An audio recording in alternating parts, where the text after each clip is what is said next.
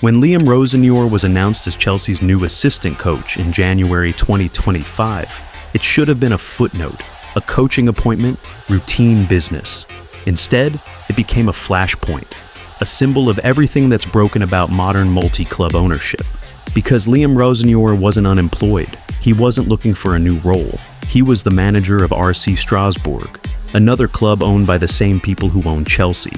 And just like that, Strasbourg lost their manager. Mid-season, mid-project. Because Chelsea needed him more. This isn't just about one appointment.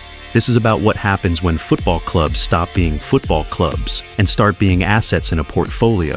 When sporting decisions get made in boardrooms, not dugouts.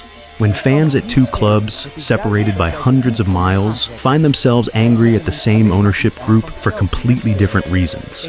This is the story of Chelsea and Strasbourg, and it's a warning about where football is heading.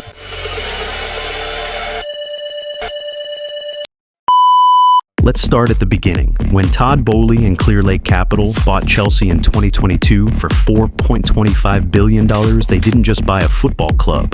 They bought a vision, or at least they thought they did.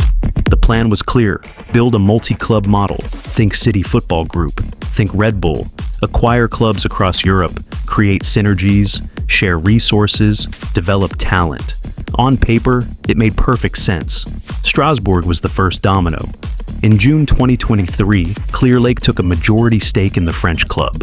Chelsea already couldn't own them outright because of UEFA regulations about clubs in the same competitions, but Clearlake found a workaround. Same ultimate ownership, different legal structures. The message to Strasbourg fans was reassuring. Investment was coming. Ambition was coming. This wasn't a takeover, it was a partnership. You're not Chelsea's little brother, you're part of something bigger. But football fans aren't stupid. They've seen this movie before, and the early signs were already there. Chelsea players on loan arriving at Strasbourg. Transfer strategy suddenly aligned with Chelsea's needs. Decisions being made that felt less about Strasbourg's future and more about Chelsea's convenience. Still, there was hope. Because in 2024, Strasbourg appointed Liam Roseneur as their manager. And for a moment, it felt like maybe this could work. Liam Roseneur wasn't a random appointment. He was exactly what Strasbourg needed: young, ambitious, tactically intelligent. He'd done excellent work at Hull City, playing progressive football on a limited budget. He understood the challenge of building something sustainable, and he was building it. Strasbourg weren't setting the world on fire, but they were stable. They were competitive. They had an identity. For the first time since Clearlake's arrival, Strasbourg fans could see a project taking shape. This wasn't just about surviving League One. It was about creating something that felt like theirs. Roseneur spoke about long-term vision, about developing young players, about creating a style of play that Strasbourg could be proud of. He wasn't promising trophies tomorrow. He was promising progress. And in modern football, especially for a club like Strasbourg, that's all you can ask for. The football wasn't perfect, but it was coherent. There was a plan. There was stability. There was something to believe in. And then Chelsea took him away. With no consultation with Strasbourg fans, no explanation beyond, "We think he'll help us," and no acknowledgement of what this does to the project they'd been building. Put yourself in the shoes of a Strasbourg supporter. Your club has been taken over by foreign ownership. You were told this would be good for you. Investment, ambition, resources. Sure, there were loan players arriving from Chelsea, but you were told this was partnership, not exploitation. You were skeptical. Of course you were. But then Roseneur arrived and started building something real. You started to believe that maybe, just maybe, this could work. That Strasbourg could have stability, could have identity, could have a future that wasn't just about serving Chelsea's needs. And then one day, without warning, your manager is gone, taken by the parent club, mid-season, for a job he didn't ask for, to solve a problem that isn't yours. This is what little brother feels like. This is what being a feeder club looks like. Not in theory, not in abstract fears about multi-club ownership, but in concrete reality. Your manager, your project, your hope just got extracted because Chelsea needed it more. The message is clear. Strasbourg's needs are secondary. When Chelsea wants something, Strasbourg provides it. That's the hierarchy. That's the reality. And the worst part, There's nothing you can do about it. You can't protest the owners because they're untouchable. You can't demand answers because the decision was made hundreds of miles away.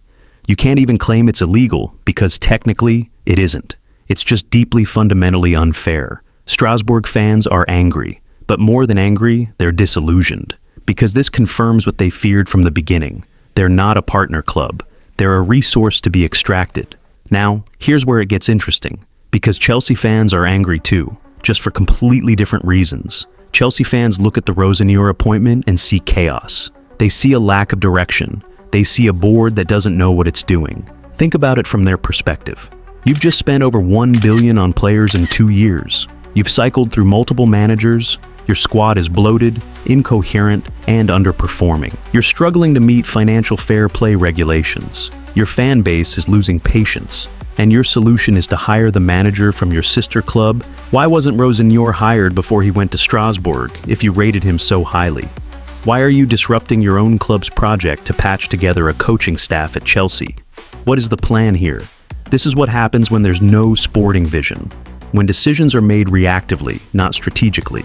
When the people running your football club treat it like a portfolio of assets rather than a sporting institution. Chelsea fans have watched Clearlake spend extraordinary amounts of money with seemingly no coherent strategy. Players arrive who don't fit the system. Managers are appointed who don't match the squad. Youth prospects are stockpiled and loaned out. And now, they're cannibalizing their own sister club for staff. It's not just bad football management, it's embarrassing. It's the kind of decision that makes you question whether the people in charge understand football at all. And here's the thing. Chelsea fans aren't wrong to be angry. This is chaos. This is poor planning. This does suggest a fundamental lack of vision. Because if Clearlake had a real multi-club strategy, Roseneur would never have been at Strasbourg in the first place. He'd have been at Chelsea from the start. Or he'd be staying at Strasbourg to finish what he started. Instead, you've got the worst of both worlds. Disruption at Strasbourg and a coaching appointment at Chelsea that solves nothing. This situation isn't just bad for Chelsea and Strasbourg, it's bad for the entire concept of multi-club ownership. Because the model can work. City Football Group has shown that. They own clubs across the world, but each club maintains its identity. Girona aren't just Manchester City's reserves, they're a competitive La Liga club. Melbourne City has its own fan base, its own culture, its own sporting objectives. Red Bull has shown it too. Yes, their clubs share a name and a philosophy, but RB Leipzig isn't cannibalizing RB Salzburg's coaching staff mid-season. There's structure, there's respect for sporting integrity, there's a plan. But Chelsea and Strasbourg, this looks like extraction. This looks like the big club taking whatever it wants from the small club whenever it's convenient. This is exactly what critics of multi-club ownership warned about. The destruction of sporting independence, the reduction of clubs to assets in a portfolio, the prioritization of the flagship over the satellites. And it sets a dangerous precedent, because if Chelsea can do this, why can't other multi-club networks? Why can't City take Girona's manager if they need him? Why can't Red Bull shuffle coaches between Leipzig and Salzburg whenever they want? The answer, of course, is that they could, but they don't. Because they understand that destroying trust, destabilizing clubs, and treating fan bases with contempt is bad business. Even if it's legally permissible, it's strategically stupid. Clearlake hasn't learned that lesson yet. And both Chelsea and Strasbourg are paying the price. So, where does this leave us? What's next for Chelsea, for Strasbourg, and for multi-club ownership? For Strasbourg, the immediate future is instability. They need a new manager, mid-season, with limited time to integrate someone new. Whatever project Roseneur was building is now disrupted. Trust with the fan base is damaged, possibly beyond repair. And the question looms. If they can take our manager, what else can they take? Our best players? Our youth prospects? Our identity? Strasbourg fans are left with a choice. Accept that their club is now secondary to Chelsea's needs, or fight back. But fighting back is hard when the ownership is legally untouchable and geographically distant. The most likely outcome is resignation, a slow acceptance that this is just how things are now. For Chelsea, the future is equally uncertain. Roseneur's appointment doesn't solve the fundamental problems: squad bloat, lack of identity, poor recruitment strategy, financial pressure. It's a band-aid on a broken leg, and it further erodes trust with a fan base that's already losing patience with Clearlake's chaotic approach. More broadly, this situation will attract attention from regulators. UEFA already has rules about multi-club ownership, but they're clearly insufficient if this is allowed to happen. Expect renewed calls for stricter regulations, potentially including limits on managerial and coaching movement between clubs in the same network. But here's the real question. Is any of this actually good business? Because right now, Clearlake is alienating fans at both clubs, destabilizing both sporting projects and attracting negative attention from regulators and media. For a supposedly sophisticated investment firm, this looks remarkably short-sighted.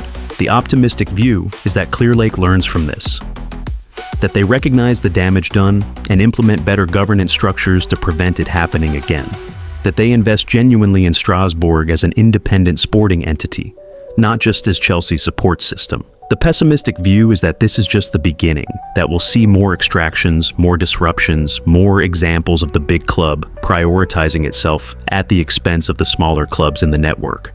That Strasbourg was the warning sign everyone ignored.